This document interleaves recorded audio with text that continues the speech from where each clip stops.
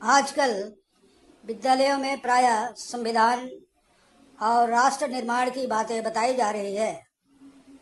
अच्छी बात है, पर अफसोस यह है कि यदि किसी प्रकार की घटना हो जाती है तब यह याद आता है। अभी फिलहाल नेपाल में संविधान और राष्ट्र निर्माण को ताक पर रखकर कुछ वर्ग के चुने हुए लोगों ने अपना झोला भरा और जनता को दरकिनार कर दिया, जिसका नतीजा नेपाल की जनता में उग्रता और भारी आक्रोश दिखा, जिसके कारण सत्ता का तख्ता पलट दिया गया। यह स्थिति कमोबेश भारत में भी है। यहाँ भी कुछ चुनिंदा लोगों का ही वर्चस्व है और जनता को केवल सांत्वना और लॉलीपॉप दिया जा रहा है। हमारे भारत में भी राजनीतिक पार्टी के बहुत से नेताओं का इरादा केवल पैसा कमाना मात्र है। अगर किसी भी काम को करते समय यदि 60% भी खर्च किया जाए तो कोई भी काम अधिक और बेहतर हो सकता है। लेकिन यहाँ के ज़्यादातर नेता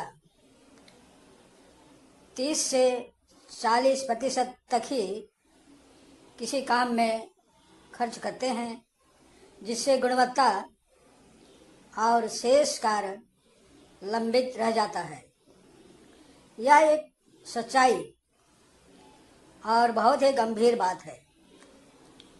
इसके लिए नेता, शासन और अधिकारियों को जागरूक रहना अति आवश्यक है। प्रायः यह देखा जाता है कि अगर कुछ लोग सभासद भी बन जाए तो पता नहीं कहाँ से करोड़ों का मालिक बन जाते हैं, और कोई यदि सांसद, विधायक तथा मंत्री बन जाए तो पूछो ही मत। उनके परिवार के 2-3 पुश्त आराम से बिना काम किए भी मौज मस्ती कर जीवन जी सकते हैं। आखिर ये पैसा आता कहाँ से है? यही हाल कुछ राज्य के सरकारी अधिकारियों का भी है। भाई, 100 रुपया में यदि 30-40% किसी काम के लिए पैसा लगाकर देश कितना विकास करेगा? जनता से तो लूटा ही जा रहा है। जनता द्वारा मेहनत से रुपया कमाया जाता है, फिर भी इनकम टैक्स और ऊपर से खाने पीने, चलने, पहनने, रहने, गाड़ी, घरेलू सामान सब में टैक्स ही देना पड़ता है। और मंत्री लोगों को प्रायः सभी चीज़ें फ्री में उपलब्ध कराया जाता है।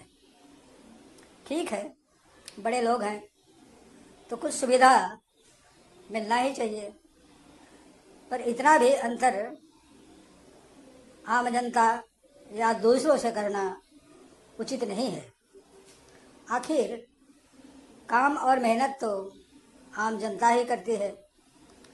इसी कारण से माओवादी, नक्सलवादी, मार्क्सवादी आदि पनप रहा है। इस प्रकार की घटिया सोच और मानसिकता जब तक इस प्रकार के लोगों में नहीं बदलेगा, तब देश को एक दिन गर्त में जाना ही होगा। और जनता का हाल क्या होगा वह तो भविष्य में ही पता लग सकता है। इसके निदान के लिए आम जनता को ही जागना पड़ेगा और ऐसे लोगों को विधानसभा, राज्यसभा, लोकसभा में भेजना होगा जो अपना नहीं पर जनता और देश के हित को प्रथम स्थान दे और ईमानदार छवि का हो।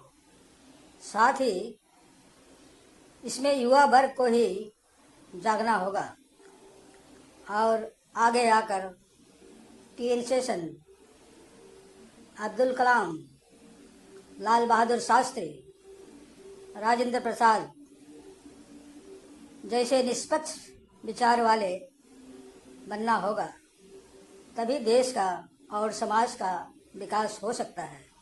सभी को बाबा भीमराव अंबेडकर की बातें अपने दिमाग में बैठाना चाहिए कि शिक्षित बनो और अपने हक के लिए संघर्ष करो। समाप्त। धन्यवाद भाई। अगर पसंद आए तो लाइक एंड सब्सक्राइब कर दीजिए प्लीज़।